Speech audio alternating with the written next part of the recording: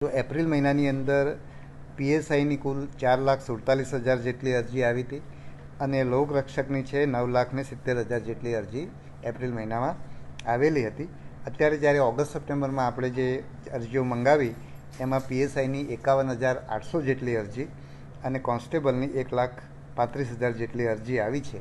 એટલે હવે જ્યારે બંનેની એપ્રિલ અને ઓગસ્ટ સપ્ટેમ્બરની અરજી ભેગી કરીએ તો પીએસઆઈની 4,99,000 જેટલી અરજી થઈ છે અને કોન્સ્ટેબલની 11,05,000 જેટલી અરજી અત્યાર સુધી આપણને મળી છે અને ગઈકાલે અરજી કરવાની છેલ્લી તારીખ હતી.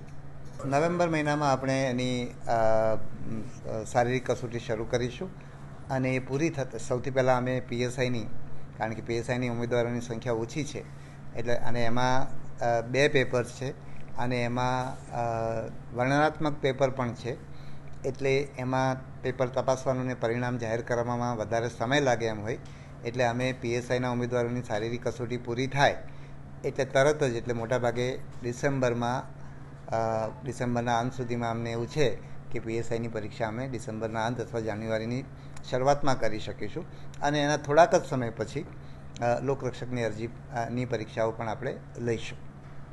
કોઈપણ ઉમેદવારે બંનેમાં અરજી કરેલી છે. પીએસઆઈ માટે અને લોકરક્ષક બંને માટે લાયકાત ધરાવે છે અને બંને માટે એણે અરજી કરેલી છે તો એણે એક જ વાર પરીક્ષા આપવાની રહેશે.